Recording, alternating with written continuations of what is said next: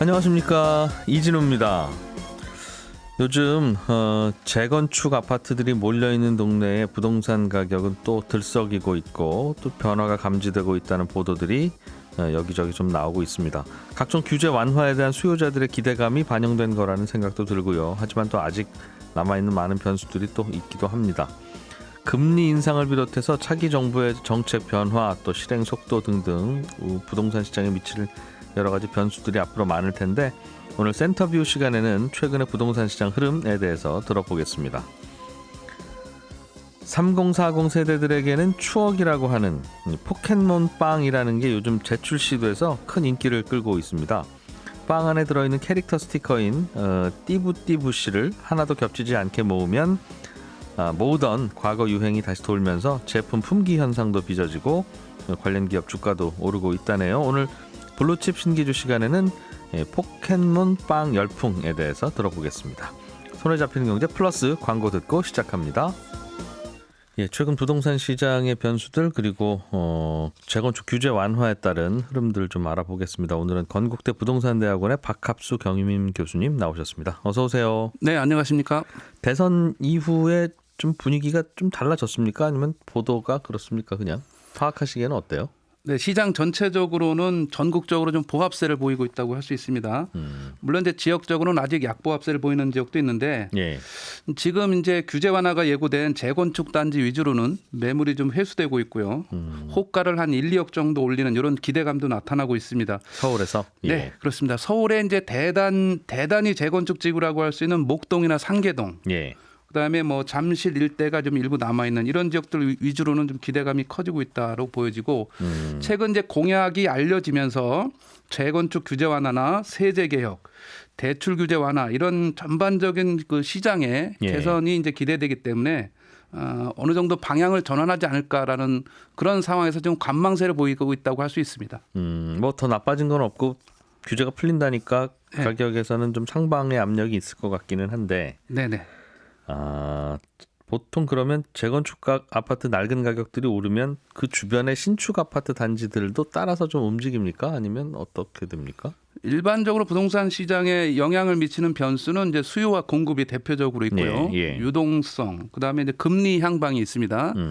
여기에 이제 5년 내내 자리했던 것이 부동산 정책, 이렇게 다양하게 영향을 미치게 되는데, 우선 이제 최근의 상황은 단기간 내 급등한 그런 부담감이 자리한 상황이고, 방금 말씀드렸던 대출 규제나 금리 인상 때문에 주춤하는 이런 이제 대기 관망세가 나타났다. 그런데 이제 최근에 이제 심리가 다소 개선되는 모양새를 보이는 거예요. 이 심리는 이제 경제에 있어서 중요하지 않습니까? 그래서 분위기가 대출 규제 완화를 통해서 서서히 좀 중저가 시장을 중심으로 반전도 나타나고 있지 않나 생각이 듭니다. 요즘 대출 규제가 좀 풀렸다는 말이 돌긴 돌더군요. 은행들도 대출을 좀 적극적으로 하려고 하고.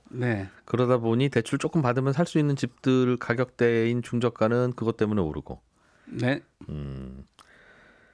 재건축 아파트들이 좀 오르고 재건축이 될 만한 가능성이 높아지는 건 규제를 좀 간단하게 풀기만 하면 되는 겁니까? 이게 첩첩이 여러 가지 규제들이 많아서.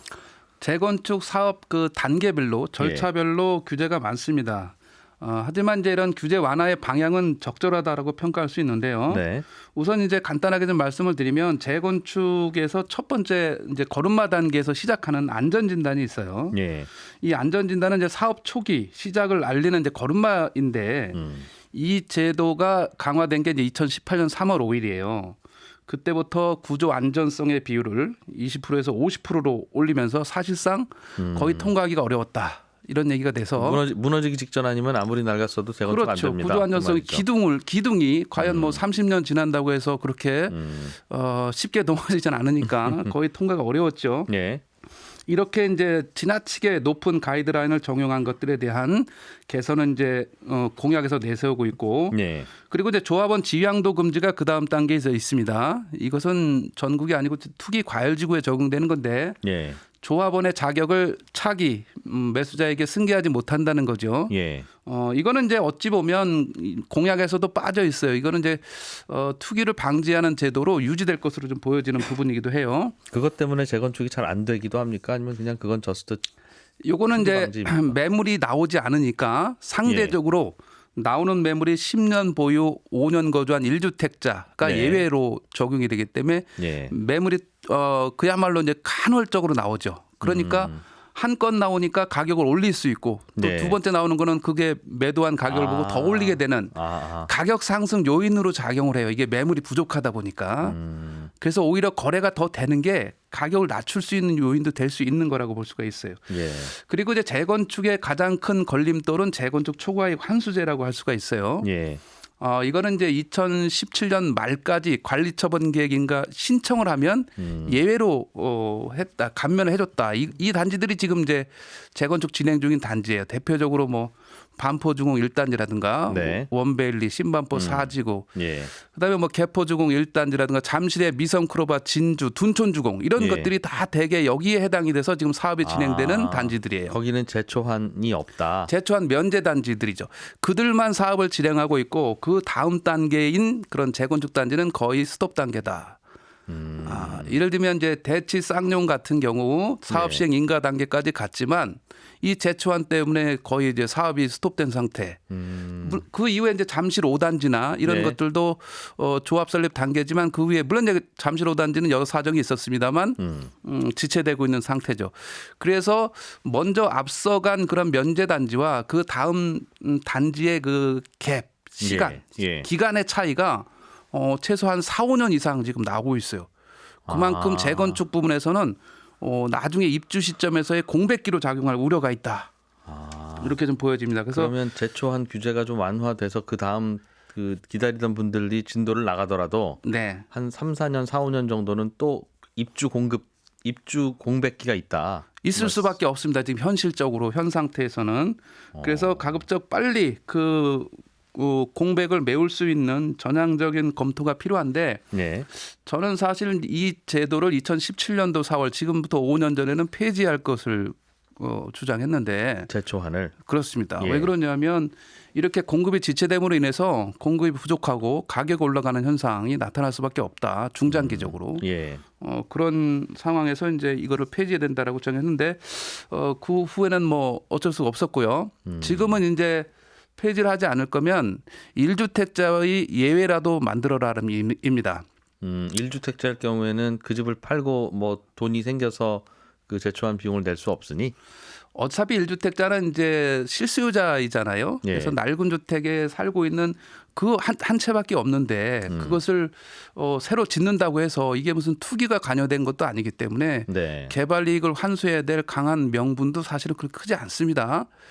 그리고 이제 1주택자 같은 경우 입주 후 네. 4개월 내에 고지서를 부과하면 이제 6개월 내에 납부를 해야 돼요. 네. 그러면 이제 대개 요새 서울에서 진행되는 강남권의 그 재건축 부담금이 예. 3, 4억, 뭐 한 4, 5억 정도 이렇게 예상을 하고 있단 말이죠. 지금 짓고 있는. 그렇습니다. 예. 그렇다면 갑자기 입주했는데 집이 한 채인데 이걸 팔지도 않았는데 4억 원이라는 돈을 어떻게 내야 되느냐. 자기 부담금 내고 나서도 또 4, 5억 원이 있어야 되니까. 입주 시점에서 이제 있어야 된다는 얘기가 되는 거죠. 예. 이것도 또 대출이 여의치 않습니다. 이게 집을 매입하는 것도 아니기 때문에 예. 중간에 계속 이어져 있는 주택 같은 경우는 뭐 15억 이상이면 아예 대출이 안 나오니까. 15억 초과는 아예 대출도 안 되고 예. 일상적인 이제 생활 안정 자금도 최고가 1억 원밖에 안 예. 되니까 이런 여러 가지 고충이 따라온다. 결과적으로 이 부분을 폐지를 하지 않을 거면 1주택자의 예외를 예. 조합원 지위양도 금지에 있었던 조항을 그대로 원용해서 10년 보유 5년 거주한 1주택자는 예외로 둔다. 뭐 이를테면 그런 것도 좀 필요하겠다. 그런 식의 제도 개선이 반드시 지금 상태에서는 필요하다라고 볼 수가 있겠습니다. 이게 제초안이 단지 전체에 부과하는 컨셉이라서 네. 1주택자가 빠지면 나머지 분들이 n분의 1 해서 더 내야 되는 문제도 생길 건데. 그 부분은 이제 제도적으로 법적으로 해결을 해야 될 문제죠. 예. 예, 조합 단위로 부과가 되지만 어차피 조합원 1인당 나누는 거기 때문에 그게 궁극적으로 부과의 목적이 개발 이익을 환수한다는 건 이제 주택시장 안정인데 이게 상황적으로 예. 명분이 조금 약한 측면이 없지 않아 있다. 재개발에는 없고 재건축에만 있다. 예. 이런 또 형평성 문제도 있습니다. 그걸 일단 털어주지 않으면 요즘 재건축 시장에서 그럼 아파트들 가격 오르는 것도 큰 의미는 없는 거네요. 진도가 나갈 리가 없으니까. 만약 그 규제가 계속 존재한다면 그 규제도 좀 완화될 걸로 기대를 하고 시장에서는 가격이 들썩이는 건가요? 재초반까지도?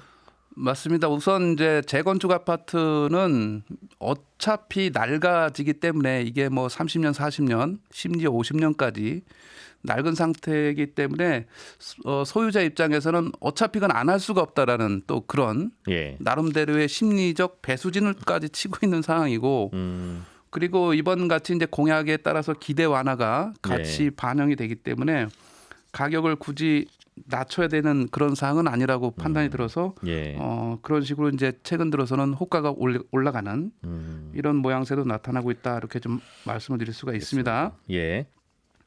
우선 이제 요 좀 잠깐 더 말씀을 드리면 이 재건축 대상 아파트의 그 연식이 지금 서울에서 1971년산 정도가 제일 오래된 건데 71년이면 만으로 따져도 51세입니다. 50세. 그렇죠. 여의도 시범 아파트가 그렇다고요? 여의도 시범 아파트하고 이천동에 있는 한강 맨션이 71년산이고요. 우리가 너무나 잘 알고 있는 전국구 재건축 아파트의 음마 아파트, 뭐 잠실 5단지 이런 게 있어요. 잠실 5단지는 78년산이고 음마 아파트도 79년산이에요. 여기도 뭐 43년, 44년이나 지난 거죠. 지금부터 시작한다 한들 50년 돼야 입주할까 말까 뭐 이런 상태가 되기 때문에 이렇게 지나친 노후화는 이제 그런 안전의 문제 여러 가지 또 파생되는 부분까지 있기 때문에 조속히 좀 서둘러야 될 부분이다로 말씀을 드릴 수 있습니다. 이게 50년 된 재건축 대상 아파트는 말씀하신 대로 손에 꼽을 한두 개가 있고 40세 중반들도 뭐 단지로 따지면 한 뭐 두세 개 서너 개인데 이게 40년 차 되는 거나 35년 차 되는 거는 굉장히 많더군요. 그 이후로 이제 우리나라가 아파트 시대가 오면서 한 해에도 막 수천 수만 채가 계속 지어지다 보니 그게 어떡하죠? 그 얼른 재건축을 좀 해야 될 텐데 지금 이제 50년 된 아파트야 뭐 그분들만 좀 고생하면 되는 거니까 하지 마세요 하더라도 뭐 큰 영향은 없는데 뭐 막 서울 전역에 있는 그 낡은 아파트들이 다 문제가 되면 그거는 막기도 그렇고 안 막기도 그렇고 그래서 우선적으로 순차적으로 이 노후 아파트에 대해서는 빠른 예를 들면 이제 서울시에서 신속 통합 기획을 제도를 운영하지 않습니까? 사업 인허가의 기간을 당초에 5년 정도에서 2년 정도로 단축하는 이런 이제 사업을 하고 있기 때문에 그런 그 제도 개선을 통해서라도 빠른 추진이 필요하다. 그리고 당연히 이제 이주 수요나 이런 것들이 한꺼번에 몰리게 되면 주변에 또 전세 가격이나 이런 주택 가격 상승의 우려도 있으니까 이걸 순차적으로 빠른 진행이 좀 필요하다고 보여지고 다행스러운 것은 조금 전에 말씀드렸던 재초한 면제 단지들이 24년 전후에 입주를 하게 돼요.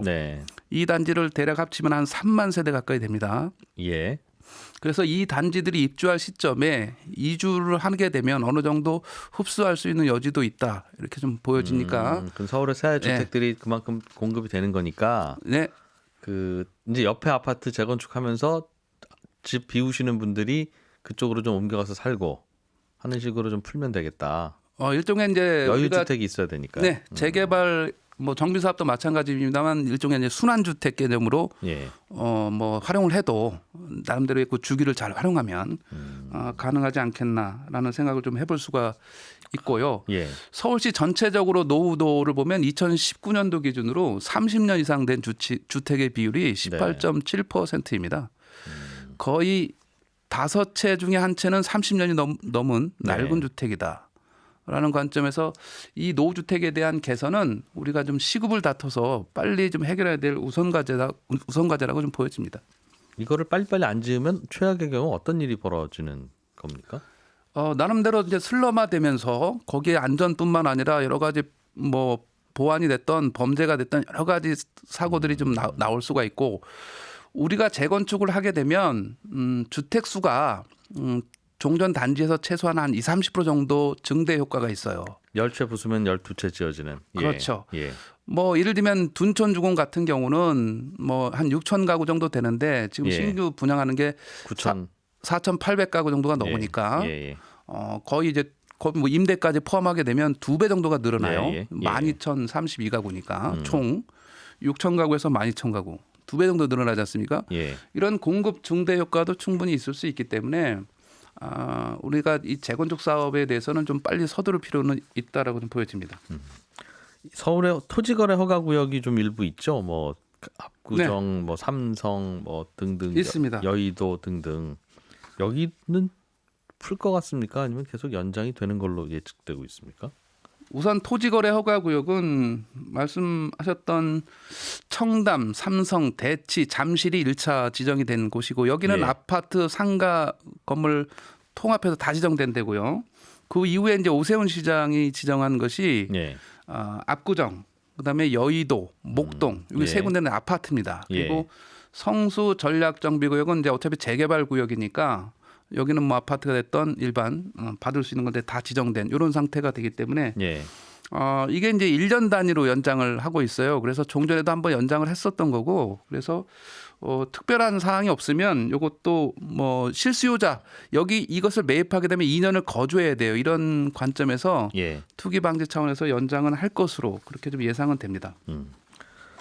대통령 후보들의 공약 중에는 둘 다 양쪽이 다 1, 2위 후보가 다 그렇겠다고 하긴 했습니다만 대출 규제를 완화하겠다. 네. 특히 생애 첫 주택 마련할 때는 LTV를 집값의 뭐 80%까지도 대출해주겠다. 이제 이런 공약이 있었던 걸로 기억합니다. 네, 문제는 그 규제 말고 DSR이라고 해서 네, 월급에서 몇 퍼센트 이상은 원금 이자로 빠져나가는 돈이 안 됩니다. 네. 즉 집값은 여유가 있으나 소득이 부족하셔서 안 됩니다 하는 그런 규제가 있을 텐데 네. 이거 어떡하죠? 그러니까 둘 다 없애지 않으면 집값의 80% 대출은 못 받는 경우가 많을 거고. 우선 이제 그 LTV는 이제 론 투 밸류 의 담보 비율인 거죠. 네. DSR은 데프트 서비스 레이쇼니까 총 부채 원리금 상환 비율이라 그래서 예. 자기의 소득 대비 대출의 원리금을 몇 퍼센트까지 상환해야 되냐 이게 있는데 이제 DSR은 40%로 정해져 있고요. 네. 자, 이게 40%로 정해지면 자기의 소득 대비 40%만 받아야 된다 이런 얘기가 되니까 원리금이 예, 이게 이제 무슨 문제가 있냐면 저소득층은 그 명목상의 40% 금액이 훨씬 더 줄어들 수밖에 없고 그렇죠. 고소득자는 당연히 소득이 높으니까 40%를 한다고 하더라도 많아지는 거예요. 그래서 이게 구조적으로 저소득자에게는 상대적으로 좀 불리한 이런 것이 DSR이라고 할 수 있어요. 어찌 보면 이제 합리적인 것처럼 보이지만 젊은 층 같은 경우는 어차피 20, 30대는 초기에 소득이 적을 수밖에 없잖아요. 그러니까 대출을 받는 시점에서는 금액을 많이 받을 수 없지만 예. 향후 미래의 소득은 또 이렇게 계속 증가할 수 있는 것들이 있기 때문에 상대적으로 이런 것들에 대한 좀 보완도 좀 필요하다고 좀 생각이 들고 그리고 이제 LTV는 지금 상태에서는 담보비를 늘리게 되면 방금 말씀드렸던 DSR과 관련해서 고소득자에게 유리하다. 예. 이런 식의 이제 시각들을 가지고 있어서 나름대로는 좀 반대 의견들이 나오는 이런 모양새도 좀 보여진다고 할 수가 있고 이게 그것도 그거지만 풀어놨을 때 집값이 다시 급등하면 네. 그것도 좀 부담스러울 텐데. 우선 대출 규제는 3단계로 금액대별로 나눠서 볼 수가 있는데 우선 9억 원 이하, 예.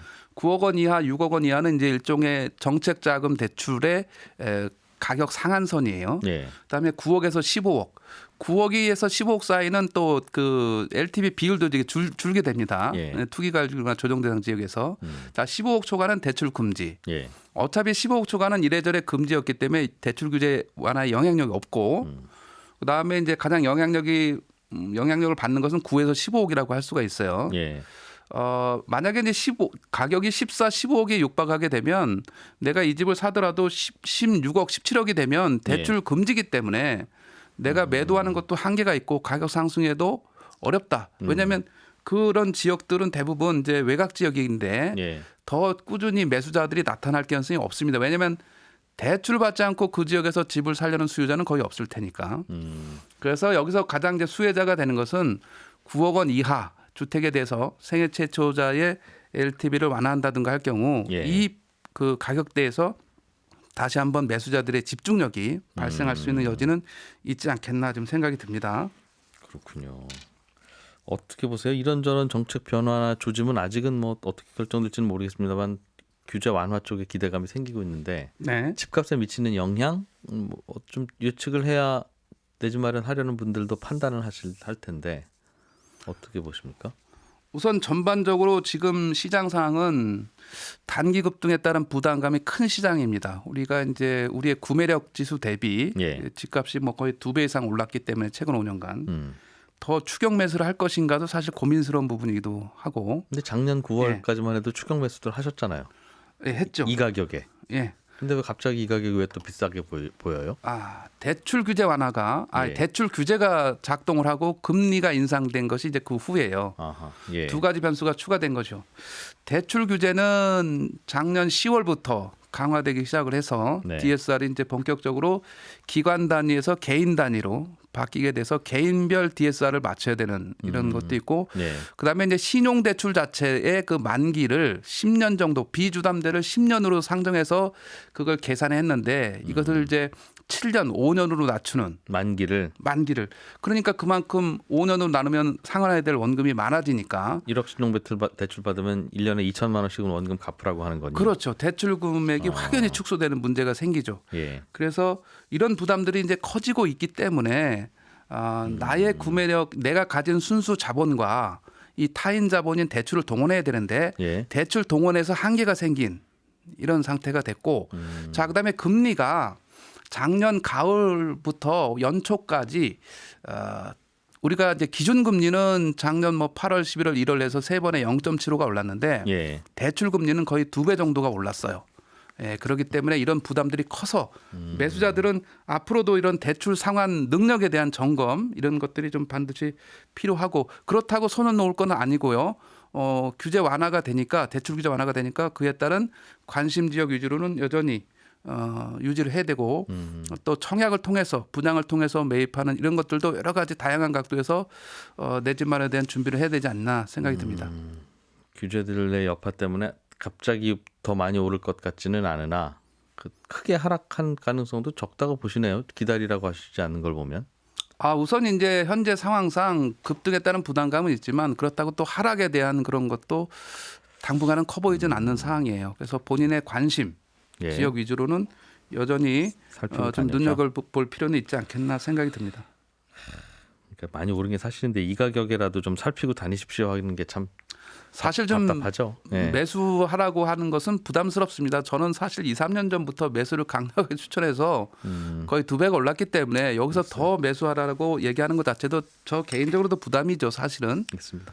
예, 좀 이제 신중해야 될 필요는 있는데 그렇다고 안 할 수는 없으니 적절한 대안을 좀 찾자는 의미입니다. 예, 건국대 부동산대학원의 박합수 경임 교수였습니다. 고맙습니다. 네, 감사합니다. 요즘 포켓몬 빵이라고 하는 게 없어서 못 사는 인기 품목이 되고 있답니다. 가끔씩 이 빵이나 과자들 중에 이런 게 나오곤 하죠. 이 빵을 출시한 SPC 삼립이라고 하는 회사도 들여다볼 게 좀 있어서 북저널리즘 신기주의사와 함께 이 얘기 좀 들어보겠습니다. 어서 오십시오. 네, 안녕하세요. 어느 정도 인기길래 그렇습니까? 빵 터졌어요. 네. 네, 이거 해보고 싶었는데 네. 20일 만에요. 네. 450만 개 팔렸습니다. 그게 뭐 다른 거에 비하면 엄청난 거예요. 그렇습니까? 네, 굉장히 많이 팔리고 있는 건데, 그러니까 이거 사러 가신 분들은 편의점에서 다 팔렸다 이런 문구 종종 심심찮게 보셨을 거고요. 없어서 못 판다고 합니다.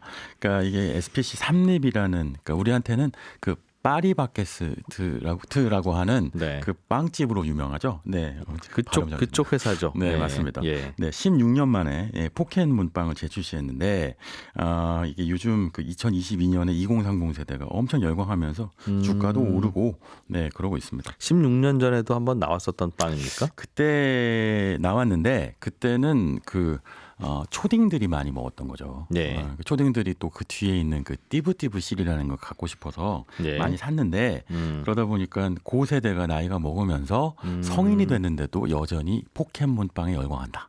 옛날에 어릴 때 먹던 거니까. 그렇죠. 네. 어떻게 생긴 거예요? 뭐 사진으로 보면 딱 보이겠으나 사진이 없으니까 말로 좀 설명해 주세요. 빵 자체는 그냥 그 카스테라 같은 빵인데요. 예. 그런데 그 뒤에 네. 이렇게 숨어 있는 쿠폰 같은 게 있는데, 빵은 평범하고 매우. 그쵸. 빵 맛은 그 먹어보는 사람마다 입맛이 차이가 있겠습니다만 옛날 빵 맛이 더 맛있었다. 16년 전에 나왔던 출시된 빵이 뭐 이런 얘기도 하는데. 카스텔라 쪽이에요. 뭐 네. 안에 뭐 저 크림이나 초코 크림 같은 것도 들어있고 뭐 그래요. 예, 근데 애들 입맛인데 그런데 이런 것 같아요. 이게 어른이 되고 났더니 어린이용 초딩빵이 맛있을 리는 없겠고. 옛날 생각은 나고. 네, 하지만 변함이 없는 게 그 뒤에 있는 띠부띠부실이라고 하는 조그만 쿠폰인데 네. 이게 사실 변함이 없는 건 아니고 디자인이 좀 바뀌긴 했어요. 16년 전보다. 하지만 그 띠부띠부실 안에 그려져 있는 그 포켓몬의 몬스터들은 똑같은 거죠. 네. 띠부띠부실은 어떻게 생긴 조각입니까? 이게 참 귀여운데 띄었다 붙였다 한다 해서 띠부띠부실이에요. 무슨 포스트잇처럼 그럼 붙였다 뗐다 네, 할 수 뗐다 있어요? 뗐다 할 수 있어요. 네. 근데 사실 이거를 너무 아까워서 어디 붙였다 뗐다 하기 너무 소중하고 너무 완소하고 그거보다는 이제 이거 모으는데 가치가 있는 건데 그 요즘 뭐 가상화폐 NFT처럼 어떤 사람한테는 전혀 가치가 없는 거, 특히 대표적으로 가상 부동산 같은 거 있잖아요.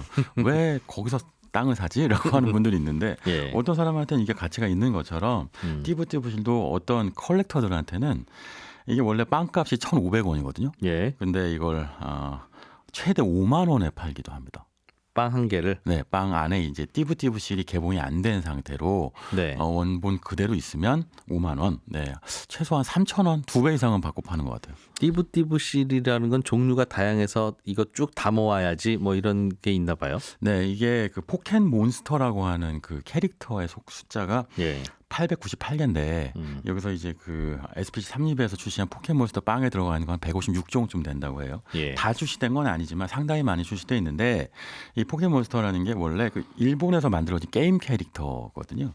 그 우리도 잘 알고 있는 그 닌텐도라고 하는 그 게임보이 뭐 또는 게임 만드는 회사에서 내놓은 게임 소프트웨어 중에 하나인데 닌텐도 원래는 그 화투패 만들던 회사예요. 근데 이게 이 닌텐도가 역사가 100년 가까이 되는데 그동안도 게임성이 변하지 않은 게 화투라고 하는 그 게임 자체도 패를 모으는 거잖아요. 그러니까 패를 모아서 짝을 맞추는 게 목적인 거고 포켓몬스터 역시도 패를 모아서 하나의 틀을 만들어내는 게 목적이기 때문에 이런 가상 동물을 모으기 시작하면 일종의 약간 그 호승심, 경쟁심인 게 작동하면서 다 모으고 싶어지게 되는 거죠.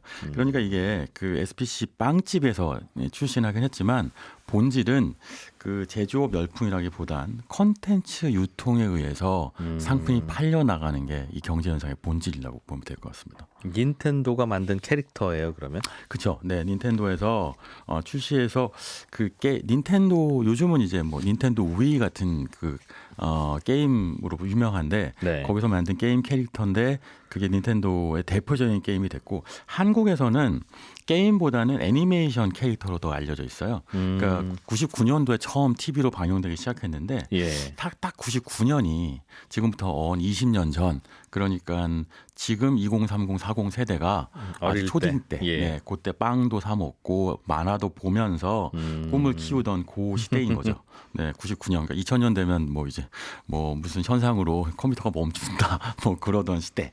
그런 시대의 어떤 추억팔이를 하고 있다고 보면 될 것 같습니다. 그렇군요.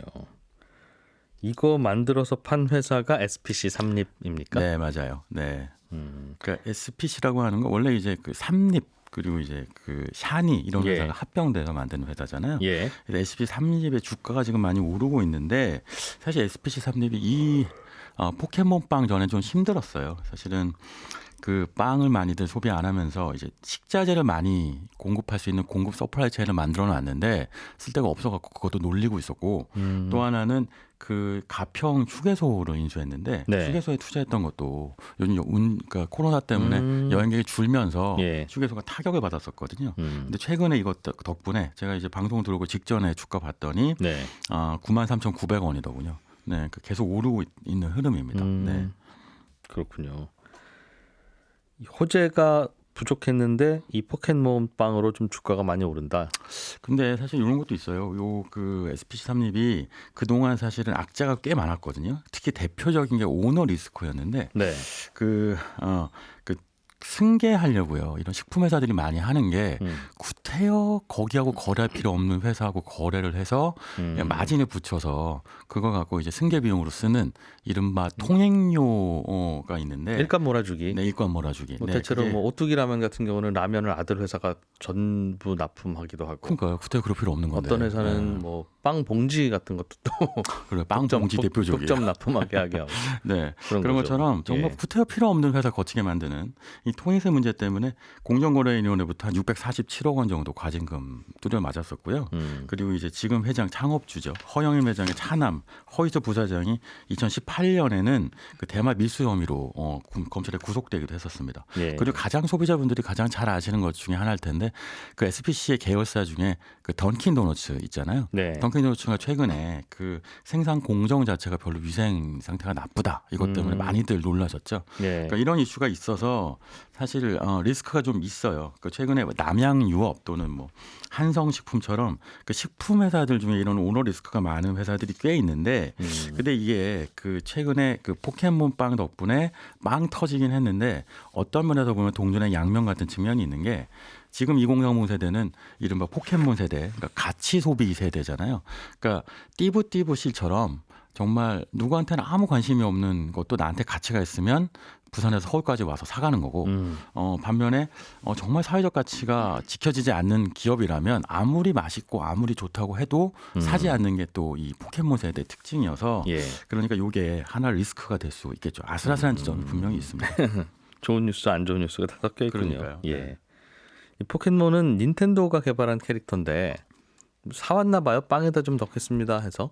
그러니까요. 요것도 사실 큰 약점인데요. 그 보통 그 로열티를 준다고 하잖아요. 이런 네. 콘텐츠에 대해서는 그 업계 관행상으로는 로열티가 한 10% 정도 준다고 해요. 물론 뭐 계약은 뭐 디테일이 다르겠습니다만.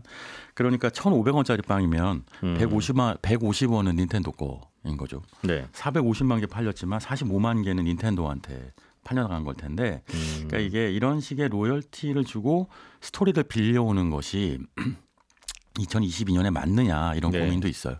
무슨 얘기냐면 지금은 스토리텔링의 시대인 건 다 알고 있고 점점 우리 기업, 우리 브랜드도 자체적인 히스토리를 갖고 있고 네. 그리고 활용하고 있는 기업들이 늘어나고 있거든요. 뭐 대표적으로 그 빙그레가 있는데 같은 식품회사 군인데 빙그레가 최근 한 2년 정도 전부터 그 빙그레 우스라고 하는 캐릭터를 만들어 갖고 이걸 계속 밀고 있어요. 이게 보다 보면 좀 약간 허탈한 웃음이 나거든요. 그러니까 빙그레하는 게 웃는 거잖아요. 예, 예. 그러니까 이 빙그레 우스라는 캐릭터가 세상을 빙그레하게 웃게 만들어주겠다고 하면서 저처럼 아재 개그 자꾸 해요.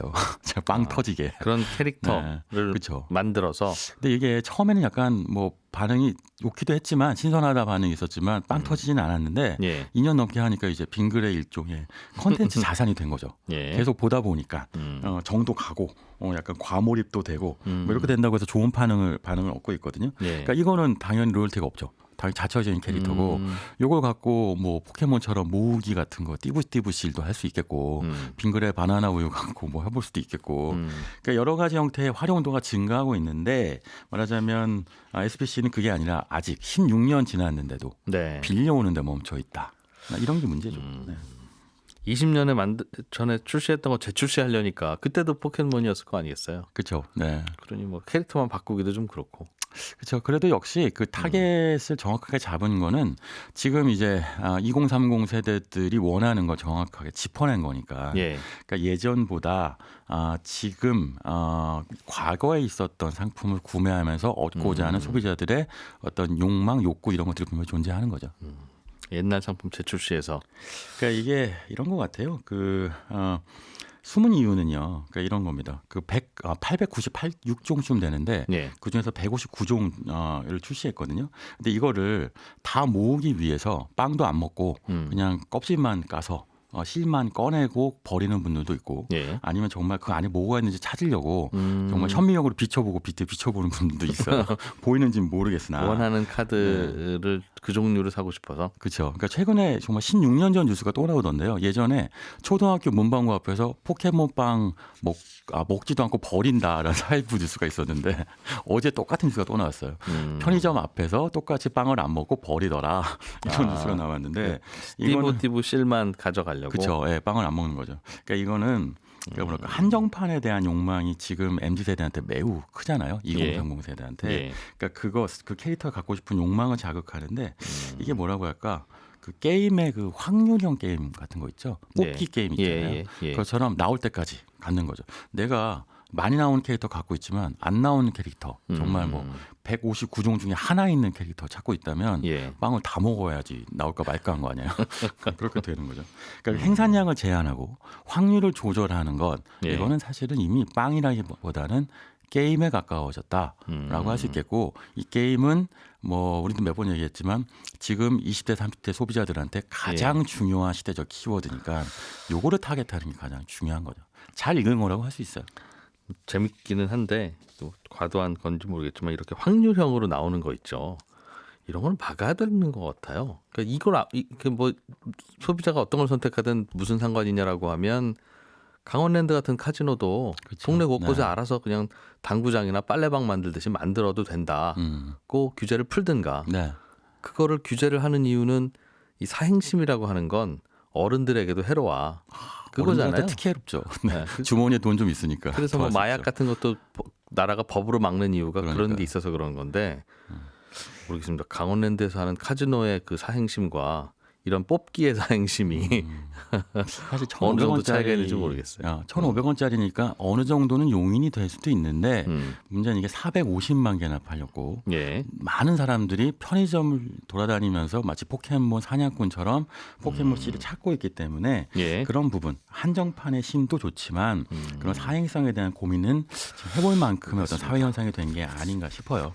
근데 게다가 이런 거 있어요. 이게 코로나 때문에 이게 유행하는 부분이 있잖아요. 무슨 얘기냐면 지금 2030 세대가 벌써 몇 년째예요. 3년째 지금 여행도 못 가고 소비도 못 하고 사실은 쉽지 않은 경제적 나날을 보내고 있는데 이게 보면 사람이 자신을 위로하는 방법 중에 하나가 과거의 추억을 돌아보면서 그때 기억하는 부분이 분명히 있거든요. 이게 포켓몬 빵의 판매라고 하는 것이 단순하게 빵 판매가 아니라 추억팔이의 측면이 있고 그게 위안의 측면이 분명히 있거든요. 그러니까 그러다 보니까 근데 지금 말씀하신 것처럼 그게 도박이었고 그게 속은 거였고 절대 안 나오는 포켓몬을 찾으러 다니는 거였다면 이게 위로받는 게 아니라 이게 상처를 받는 거잖아요. 그러니까 그렇게 되면 안 되는 거죠. 아무튼 생각할 필요가 있다. 이거 저도 주변에 어린애들 좀 있고 그래서 이거 사다 달라고 지금 민원 받은 게 두 건이나 있어요. 그거 어려워요. 없더라고요. 가면 찾으러 왔구나. 다음 편의점으로 이동하렴. 뭐 이런 문구 붙어 있습니다. 사서 드시는 건 괜찮은데 왜 저에게까지? 네, 그러게요. 하지만 이게 그런 것도 있어요. 그 이제 디지털 네이티브 세대잖아요. 지금 젊은 세대는. 그러니까 이런 식의 실제 물성 있는 물건을 가져본 적도 없어서 그러니까 이걸 너무 갖고 싶은 거죠. 어른들한테는 이런 거 뭐 어렸을 때 많이 봤는데 하지만 이게 세상이 바뀌었으니까 구해다 주세요. 네, 구해다 주면 좋습니다. 저도 지난 주말에 벼룩시장 갔다가 그 미니 카세트하고 카세트 테이프 있죠. 잘 되지도 않는 거. 그 옛날 사왔어요. 카세트 테이프는 한 1,000원. 1,000원. 네. 미니 카세트는 한 3만 원 이 정도. 그런 걸 왜 이렇게 신기하나 싶지만 그렇게 신기한 거예요. 요즘 없으니까 세상에. 네. 북저널리즘의 신기주 이사와 함께했습니다. 고맙습니다. 네, 감사합니다. 네, 손에 잡히는 경제 플러스 여기서 마무리하고 저는 또 내일 아침 8시 30분에 손에 잡히는 경제에서 인사드리겠습니다. 지금까지 이진우였습니다. 고맙습니다.